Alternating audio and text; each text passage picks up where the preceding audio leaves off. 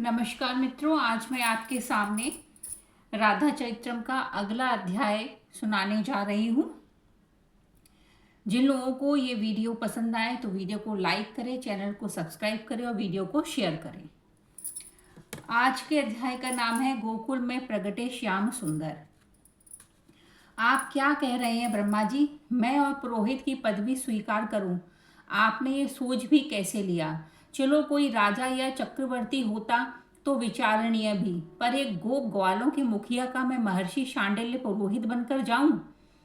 मैं उस दिन विधाता ब्रह्मा से बहुत कुपित हुआ था। हे वज्रनाभ, मैं तो पवित्रता का विशेष आग्रही था। स्वच्छ और पवित्र स्थान ही मेरे प्रिय थे। थोड़ी भी गंदगी मुझसे सहन न थी। यहाँ पर महर्षि शांडिल्य और ब्रजनाभ का संवाद चल रहा है। महर्षि शांडिल्य ब्रजनाभ से कह रहे हैं कि जब श्याम सुंदर गोकुल में प्रकट होने वाले थे तो एक दिन ब्रह्मा जी हिमालय पर मुझसे मिलने आए और उन्होंने कहा कि आप पुरोहित की पदवी स्वीकार कीजिए। नंद गोप के घर में एक गोप ग्वालों के मुखिया का आप जो है पुरोहित बन जाइए। तो ब्रह्मा से महर्षि शांडिल्य जो है वो बहुत ज़्यादा कुपित हो जाते हैं कि मैं एक ब्राह्मण हूँ और मैं बहुत ज़्यादा स्वच्छ और पवित्र स्थान में रहना पसंद करता हूँ। मैं ऐसे कहीं भी पुरोहिती स्वीकार नहीं करूँगा। उस दिन मैं अपनी तपोभूमि हिमालय में बैठकर तपस्या कर रहा था। मुझे तो हिमालय की भूमि प्रारंभ से ही प्रिय थी। प्रातः की बेला गोपी चंदन का उधर पुण्य मेरे मस्तक पर लगा था, कंठ में तुलसी की माला। मैं प्रातः की वैष्णव संध्या करने के लिए तैयारी था कि मेरे सामने विधाता ब्रह्मा प्रकट हो गए और उन्होंने मुझे कहा कि मैं ब्रजमंडल जाऊं और वहां गोपों के मुखिया का पुरोहित बनूं। हे बचनाथ, मैं हिमालय में तप कर रहा था और मेरे मस्तक पर गोपी चंदन का ऊर्ध्वपुंड्र लगा हुआ था। कंठ में तुलसी की माला पहनी हुई थी, जो कि एक वैष्णव के लक्षण होते हैं, और प्रातः की वैष्णव संध्या करने के लिए तैयार था। तभी विधाता ब्रह्मा मेरे सामने प्रकट हुए और उन्होंने मुझे ब्रजमंडल जाने को कहा और नंद गोप की पुरोहिती स्वीकार करने को कहा। मुझे रोष नहीं आता, पर पता नहीं क्यों उस समय हे वज्रनाभ मुझे क्रोध आया और मैंने विधाता को भी सुना दिया।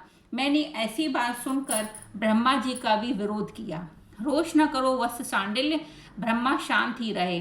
तुमने जैसे रोष किया है ऐसे ही मैंने वशिष्ठ से भी जब रघुकुल का पौरोहित्य स्वीकार करने की बात कही थी तब वो भी ऐसे ही क्रुद्ध हो उठे थे। पर मैंने जब उन्हें कहा कि परमात्मा अवतरित हो रहे हैं इस रघुकुल में तो उन्होंने अति प्रसन्न हो मुझे बारंबार वंदन किया था। यहाँ ब्रह्मा और शांडिल्य जी का संवाद चल रहा है। ब्रह्मा जी ने जब उनसे कहा कि आप गोकुल में जाकर ग्वालों के पुरोहित बन जाइए, तो ऐसे में शांडिल्य जी ने बहुत ज़्यादा क्रोध किया। तब ब्रह्मा जी ने शांत होकर कहा कि आप रोष मत करिए। ऐसा ही उस वक्त भी हुआ था जब मैंने वशिष्ठ जी से रघुकुल की पौरोहित्य स्वीकार करने के लिए कहा था। आपको मैं बता दूं कि रघुकुल वह कुल है जिसमें भगवान राम प्रकट हुए थे और इनके जो कुलगुरु थे, पुरोहित थे, वो वशिष्ठ जी थे। जब वशिष्ठ जी से ब्रह्मा जी ने कहा कि आप रघुकुल के पुरोहित बन जाइए, तब उन्होंने भी रोष प्रकट किया था। लेकिन जैसे ही ब्रह्मा जी ने उन्हें ये स्पष्ट कर दिया कि यहाँ भगवान राम अवतरित हो रहे हैं, तो उन्होंने उनका बारंबार वंदन किया था। तो क्या इन ग्वालों के यहाँ भी ईश्वर अवतार लेकर आ रहे हैं? मैंने व्यंग किया विधाता से, पर मेरी ओर देखकर चतुरानन मुस्कुराए। निकुंज से आह्लादनी श्री राधा और श्याम सुंदर अवतार लेकर आ रहे हैं। शांडिल्य ऋषि ने ब्रह्मा से प्रश्न किया कि क्या ग्वालों के यहाँ भी कोई ईश्वर अवतार ले रहे हैं?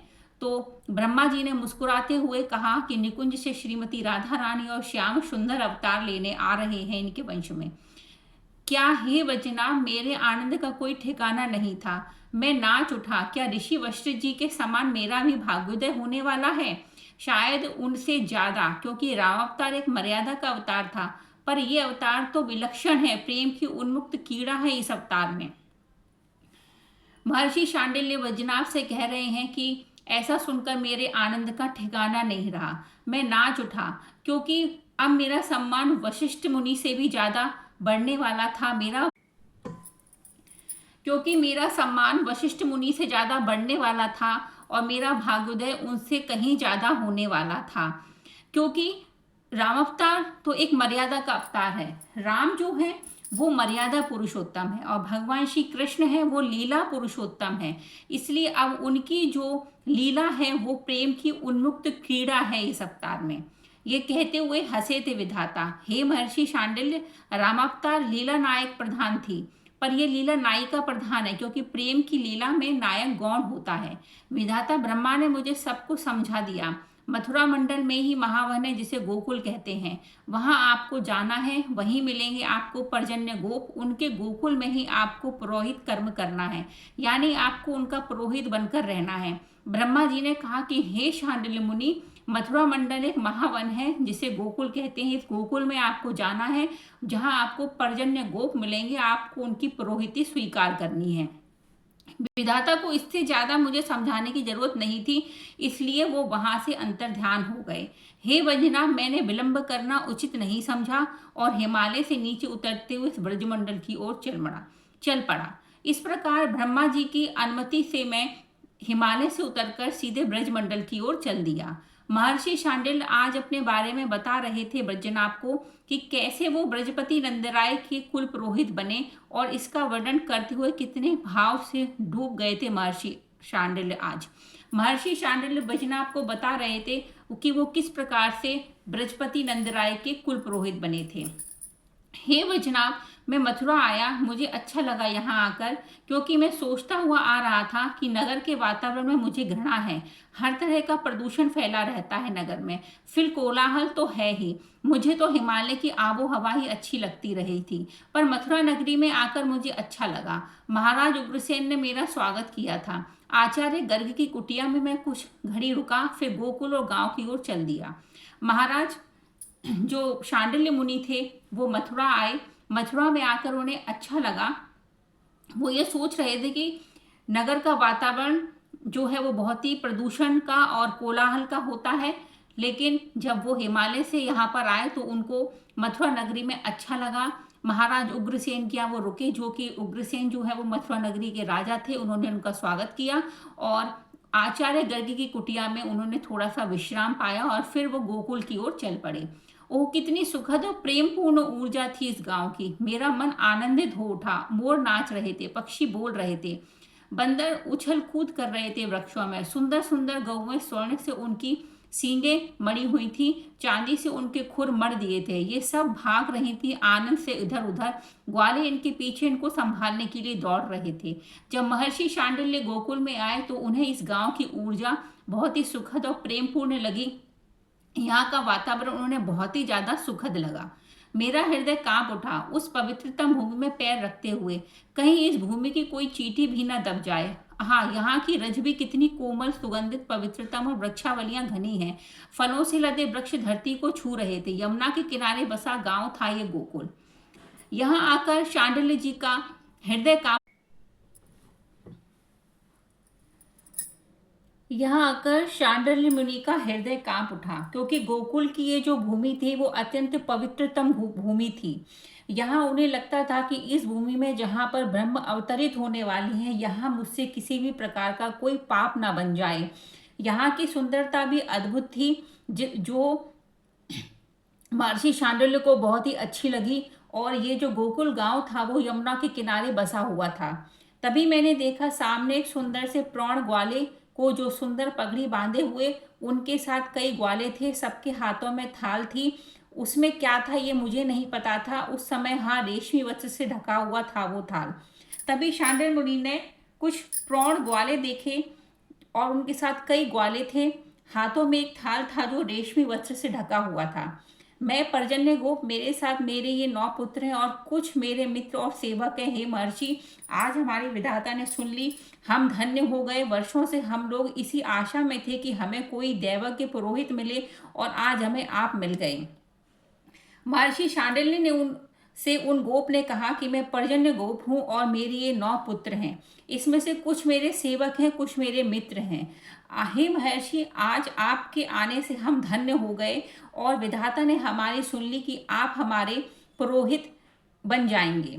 कितने भोलेपन से कहा था पर्जन्य गोप ने, और उन थालों को मेरे सामने रख दिया था। किसी में मुक्ता मोती, किसी में मेवा इत्यादि, किसी में भिन्न भिन्न मोरों के पंख, किसी में स्वर्ण की और रजत की गिन्नियां थी। अपना परिचय भी कितनी जल्दी दिया था पर्जन्य ने। पर्जन्य गोप ने काफी भोलेपन से कहा ये सब महर्षि शांडिल्य से, और बहुत सारे थालों को उनके सामने रख दिया था जो उन्हें दक्षिणा के तौर पर दिए गए थे। राजा देवमीड़ के 2 विवाह हुए। पर्जन्य गोप महर्षि शांडिल्य को बता रहे हैं कि राजा देवमीड़ थे, उनके 2 विवाह हुए। एक क्षत्रिय कन्या से हुआ था और एक वैश्य कन्या से। क्षत्रिय कन्या से शूरसेन हुए और वैश्य कन्या से मैं पर्जन्य गोप हुआ। मेरे पिता ने भाग बांट भी दिया, बंटवारा भी कर दिया। गौधन, कृषि कार्य ये सब मेरे भाग में दिया, और राज्य राजनीति शूरसेन को। क्षत्रिय पुत्र थे जो क्षत्रिय कन्या से उत्पन्न हुए थे, वो महाराज शूरसेन थे, जो वर्तमान में मथुरा के राजा बने। और वैश्य कन्या से मैं उत्पन्न हुआ, और मेरे पिता ने मुझे गोप गौरव का कार्य दे दिया। शूरसेन मेरे भाई हैं, उनको तो अच्छे पुरोहित मिल गए, आचार्य गर्ग, पर हमें बड़ी चिंता थी कि हमारे पास कोई पुरोहित नहीं है। पर आप आ गए, हमारा मंगल ही मंगल होगा। बड़ी विनम्रता से पर्जन्य गोप ने अपनी बात रखी। पर्जन्य गोप महर्षि शांडिल्य से कह रहे हैं कि शूरसेन को तो गर्ग के रूप में एक अच्छे पुरोहित मिल गए हैं, लेकिन आज हम धन्य धन्य हो गए कि आप हमें पुरोहित के रूप में प्राप्त हुए हैं। 9 पुत्र थे पर्जन्य गोप के, पर सबसे छोटे पुत्र थे पर्जन्य के नंद। मैंने उन्हें ही देखा, 5 वर्ष के थे वो, पर सबसे तेजवान, मुस्कुराहट बहुत अच्छी थी, सबने मेरे पद छुए। महर्षि शांडिल्य वज्रनाभ से कह रहे हैं कि पर्जन्य गोप के 9 पुत्र थे। सबसे छोटे नंद थे जो भगवान श्री कृष्ण के पिता थे, वो अलग ही तेजवान नजर आ रहे थे। गोकुल गांव के लोग कितने भोले भाले थे, वो सब मेरा ही ख्याल रखते थे। समय बीतने में क्या देरी लगती है, वो तो दीर्घजीवी होने का वरदान मुझे मिला है, नहीं तो सब अपने समय अनुसार वृद्ध और मृत्यु को प्राप्त हो ही रहे थे। वृद्ध हो चले थे पर्जन्य गोप। अब मुझे बुलाया था कुछ मंत्रणा करने के लिए। मैं जब गया तो मुझे देखकर वहां बैठे बड़े बड़े सभ्य पुरुष खड़े हो गए। महर्षि शांडिल्य कह रहे हैं कि पृथ्वी लोक के लोगों पर हालांकि काल का प्रभाव रहता है, इसलिए सभी लोग तेजी से वृद्ध होते जा रहे थे, लेकिन मुझे तो दीर्घ आयु होने का वरदान प्राप्त था। इसलिए कुछ समय बाद पर्जन्य गोप भी वृद्ध हो गए, और एक दिन उन्होंने मुझे बुलाया। ये हमारे प्रिय मित्र हैं बहिवान। पर्जन्य ने परिचय कराया, ये बरसाने के अधिपति हैं, और ये मेरा पुत्र वृषभान। महिवान कितने सरल और मृदु थे, और ये इनके पुत्र हैं। मैंने देखा, तेज इतना था वृषभान के मुखमंडल में कि मुझसे भी देखा नहीं गया। मैं स्तब्ध था उस बालक को देखते हुए। पर्जन्य गोप ने एक महिवान गोप से मेरा परिचय करवाया और बताया कि ये बरसाने के अधिपति हैं, और ये इनका पुत्र है वृषभान। वृषभान कौन थे? वृषभान एक छोटे बालक के रूप में थे जो राधा रानी के होने वाले पिताजी थे। महर्षि शांडिल्य बोले कि जो वृषभान थे उनमें इतना अधिक तेज था जिसे मैं भी नहीं देख पा रहा था। हे महर्षि, आपको कष्ट देने का कारण ये है कि मैं अब चाहता हूं मेरे छोटे पुत्र जो नंद हैं इनको मैं अपनी पगड़ी दे दूं। पर्जन्य गोप महर्षि शांडिल्य से कह रहे हैं कि ये जो मेरे छोटे नंद हैं, अब मैं इन्हें अपना पद देना चाहता हूँ। और आप? मैंने पूछा था। महर्षि शांडिल्य ने पर्जन्य गोप से पूछा कि आप क्या करेंगे? हम तो जा रहे हैं भजन करने बद्रीनाथ। हम दोनों मित्र जा रहे हैं, और ये भी अपने पुत्र वृषभान को बरसाने का भार सौंप रहे हैं। कंधे पर हाथ रखते हुए महिवान के पर्जन्य ने कहा था।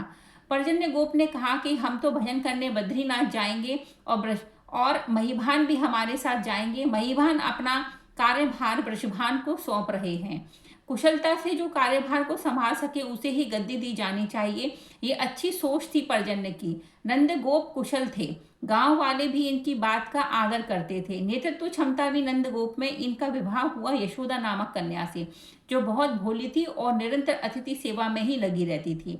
नंद गोप जो थे, जो आगे जाके भगवान श्री कृष्ण के पिता बने, वो काफी नेतृत्व क्षमता उनकी बहुत अच्छी थी, और इनका विवाह यशोदा नाम की कन्या से हुआ था। उस दिन पर्जन्य गोप ने अपनी पगड़ी पहनाई थी नंद को। सब आए थे, राजा शूरसेन के साथ वसुदेव भी आए थे, महिवान के साथ वृषभान भी। बरसाने से विशेष मणि माणिक्य से सजी हुई मोर पंख की कलंगी लगी हुई। पगड़ी लेकर आए थे और अपने ही हाथों अपने प्रिय मित्र नंद को पहनाया था वृषभान ने। पर्जन्य गोप ने नंद बाबा को अपना कार्यभार संभाल दे दिया था। बृहस्पति बन गए आप मेरे मित्र, ब्रजभान ने अपने हृदय से लगा लिया था नंद को। ब्रजभानु ने नंद बाबा को अपने हृदय से लगा लिया और उन्हें बृहस्पति बनने पर बधाइयां दी। आप ब्रजरानी हो गई। ब्रजभान आज अपनी पत्नी को भी ले आए थे, कीर्ति रानी को। वहीं यशोदा के गले लगते हुए बोली थी, आप भी कुछ भी कहती हो, भोली बहुत है ब्रजरानी यशोदा। और ब्रजरानी यशोदा को धन्यवाद देते हुए कीर्तिदा कहती है कि आप भी ब्रजरानी हो गई हैं। काल की गति तो चलती ही रहती है हे ब्रजनाभ। मैं निष्काम भक्ति का आचार्य हूँ। निष्काम भक्ति ही सर्वोपरि है, यही मेरा सिद्धांत है। मैं यही सिद्धांत का प्रचारक हूँ। पर क्या हो गया था मुझे इन दिनों, मैं भी कामना कर उठा था भगवान नारायण से नंद गोप के पुत्र हो। मुझे अब हंसी आती है। संतान गोपाल मंत्र के मैंने कितने अनुष्ठान स्वयं किए थे। महर्षि शांडिल्य वज्रनाभ से कह रहे हैं कि हे वज्रनाभ, मैं निष्काम भक्ति करता हूँ। मेरी भक्ति में ईश्वर से कोई इच्छा नहीं होती। मैं भगवान नारायण का निष्काम भक्त हूँ। लेकिन उस दिन पता नहीं मुझे क्या हो गया था। मैं हमेशा भगवान नारायण से प्रार्थना करता रहता था कि नंद गोप के पुत्र हो, और मैं उनके लिए संतान गोपाल मंत्र का अनुष्ठान करता रहता था। यहाँ जो संतान गोपाल मंत्र है, ये विशेष मंत्र होता है। इसके अनुष्ठान करने से पुत्र की प्राप्ति होती है। मेरी हर समय यही प्रार्थना होती थी भगवान नारायण से कि नंद के पुत्र हो। मेरे साथ संपूर्ण गोकुलवासी भी इसी अनुष्ठान में लगे रहते थे कि उनके नंदराय को पुत्र हो। जिस कामना से करने से श्याम सुंदर पधारे, वो कामना तो निष्काम से भी श्रेष्ठ है ना वज्रनाभ। वज्रनाभ, मैं हमेशा भगवान नारायण से ये प्रार्थना करता था कि नंद के पुत्र हो, और गोकुलवासी भी इसी अनुष्ठान में लगे रहते थे बिना किसी कामना के कि हे भगवान नारायण, नंद गोप के पुत्र प्राप्त हो जाए। पर नंद राय यशोदा बहुत प्रसन्न थे। उस दिन मुझे प्रणाम किया। जब मैंने उनकी प्रसन्नता का कारण पूछा तो उन्होंने बताया कि बरसाने के अधिपति वृषभान का एक सुंदर बालक का जन्म हुआ है, हम वहीं जा रहे हैं। एक दिन नंद गोप और यशोदा रानी ने महर्षि शांडिल्य को बताया कि हम बरसाने जा रहे हैं, क्योंकि वहाँ के अधिपति का एक बालक का जन्म हुआ है। दूसरों के सुख में सुखी होना ही सबसे बड़ी बात है। वज्रनाभ, मैं देखता रहा था उन दोनों दंपतियों को। बरसाने चले गए, वहां जाकर खूब नाचे कूदे, बालक का नाम भी रख दिया श्री दामा। उस दिन नंद बाबा और यशोदा रानी बरसाने चले गए थे, और वो दूसरों के सुख में भी बहुत ज़्यादा सुखी थे, और वहाँ उन्होंने पुत्र उत्सव को बहुत अच्छे से मनाया और उस बालक का नामकरण कर दिया श्री दामा। श्री दामा जी राधा रानी के सबसे बड़े भाई थे। हे यदुवीर वज्रनाभ, मैं ज्योतिषी का कोई विद्वान नहीं हूँ, पर ब्रजपति नंदराय के पुत्र हो, इसलिए मैं रात रात भर ज्योतिष की गणना को खंगालता था। पर ज्योतिष ने भी मेरा कोई समाधान नहीं किया। पर एक दिन वो समय भी आया जब मुझे ये सूचना मिली कि यशोदा गर्भवती है। मैं एक विरक्त वैष्णव, मुझे क्या, पर पता नहीं क्यों मुझे इतनी प्रसन्नता हुई कि मैं उसका वर्णन नहीं कर सकता। वज्रनाभ जो है, ब्रजनाभ से शांडिल्य मुनि कह रहे हैं कि मैं कोई ज्योतिष का विद्वान तो था नहीं, मैं ज्योतिष की गणना करता रहता था। मैं यहाँ आपको एक बात बता दूं कि नंद बाबा और यशोदा रानी, इनकी जो किस्मत में पुत्र प्राप्ति के योग नहीं थे, चूंकि आपको पता होगा कि इनको पुत्री ही हुई थी, लेकिन संतान गोपाल मंत्र का जो अनुष्ठान किया था तो इन्हें जो सुख प्राप्त हुआ वो पुत्र का ही सुख प्राप्त हुआ। तो यहाँ महर्षि शांडिल्य कह रहे हैं कि मैं हमेशा ही ज्योतिष की गणना करता था जहाँ ये बात आती थी कि इनके पुत्र नहीं होगा, लेकिन फिर भी मैं संतान गोपाल मंत्र का अनुष्ठान करता था, नारायण से प्रार्थना करता था कि इन्हें पुत्र की प्राप्ति हो। और एक दिन मुझे जब पता पड़ा कि यशोदा गर्भवती हैं तो मुझे बहुत प्रसन्नता हुई। ओ देखो बच्चनाभ, अभी भी मुझे रोमांच हो रहा है, वो दृश्य अभी भी मेरी आंखों के सामने नाच रहा है। हाँ, ये सूचना देने वाले स्वयं बृहस्पति नंद ही थे। मुझे पता नहीं क्या हुआ, ये सुनते ही मैं तो नंदराय का हाथ पकड़कर नाच उठा। आश्चर्य, प्रकृति प्रसन्न, अति प्रसन्न हो रही थी। यमुना का जल अमृत के समान हो रहा था, सुगंधित जल प्रवाहित होने लगा था। यमुना में मोरों की संख्या बढ़ रही थी, तोता कोयल ये सब गान करने लगे थे। किसी को पता नहीं क्या होने वाला है। यशोदा के गर्भवती होने की सूचना से पूरी प्रकृति आनंदमय हो रही थी। पुत्री होगा, मेरे मुख से बारंबार यही निकलता था, पर ज्योतिष गणना कह रही थी कि पुत्री होगी।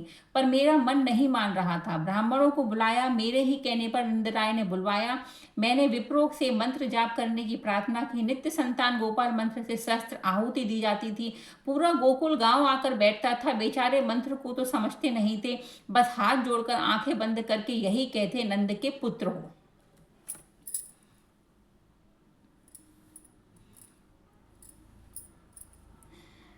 महर्षि शांडिल्य बता रहे थे कि मेरे मुख से निकलता था कि पुत्र ही होगा, पुत्र ही होगा, लेकिन ज्योतिष गणना बता रही थी कि पुत्री होगी। तब मैंने ब्राह्मणों को बुलवाया और ब्राह्मणों से मैंने संतान गोपाल मंत्र का मंत्र जाप करवाया और नित्य संतान गोपाल मंत्र से सहस्त्र आहुतियां डलवाई जाती थी। पूरा गोकुल गांव आकर बैठता था और गोकुल गांव के ग्वाले वो भगवान से यही प्रार्थना करते थे कि नंद के पुत्र हो। अब हंसी आती है मुझे, मेरे मंत्र या यज्ञ अनुष्ठान से श्याम सुंदर थोड़े ही आते, वो तो आए इन भोले भाले ब्रजवासियों की भोली प्रार्थना से, प्रेम की पुकार से। भगवान ने अवतार लिया किसी मंत्र के अनुष्ठान से नहीं, केवल ब्रजवासियों के प्रेम से। वो दिन भी आया, भादो कृष्ण अष्टमी की रात्रि, वार बुधवार, नक्षत्र रोहिणी, किसी को पता नहीं चला कि कब क्या हो गया। फिर एक दिन भादो कृष्ण अष्टमी को बुधवार था, नक्षत्र रोहिणी था, जिसमें भगवान श्री कृष्णचंद्र ने जन्म लिया। मेरे पास में ब्रह्म मुहूर्त के समय आए थे नंदराय। गुरुदेव गुरुदेव बाहर जोर जोर से बोले जा रहे थे। मैं अपने भजन में लीन था, पर मेरा मन आज शांत नहीं था, उत्साह और उत्सव से भर गया था। मैं उठा, अपनी माला झोली रख दी मैंने। बाहर आया, क्या हुआ, मैंने नंदराय से पूछा। ब्रह्म मुहूर्त में अचानक नंदराय मेरे पास आए। वो बहुत सी उत्साह से भरे हुए थे। तब मैंने बाहर आकर पूछा कि क्या हुआ। गुरुदेव, आपका अनुष्ठान पूरा हो गया, आपकी कृपा बरस गई, आपने हम सबको धन्य कर दिया, बोले जा रहे थे नंद।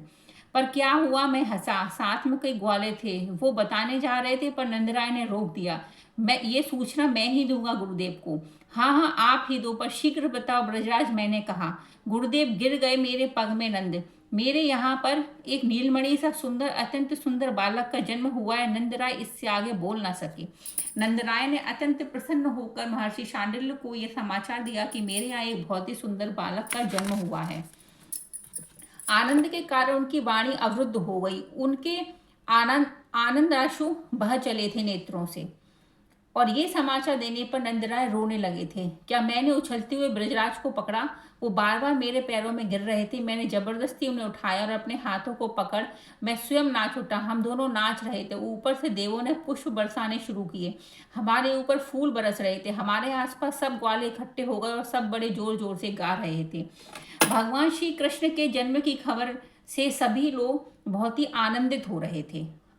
नंद की आनंद भयो जय कन्हैया लाल की। और ये सभी ये गीत गा रहे थे कि नंद भर आनंद भयो जय कन्हैया लाल की। हे बजना, मैं उस उत्सव का वर्णन नहीं कर सकता, वो आनंद शब्दातीत है। इतना कहकर महर्षि शांडिल्य प्रेम समाधि में चले गए थे। महर्षि शांडिल्य ब्रजनाभ से कह रहे हैं कि कृष्ण जन्म का जो आनंद था उसे मैं शब्दातीत हूँ, मैं अपने शब्दों में वर्णन नहीं कर सकता हूँ। और यह कहकर महर्षि शांडिल्य फिर से समाधि में चले गए थे।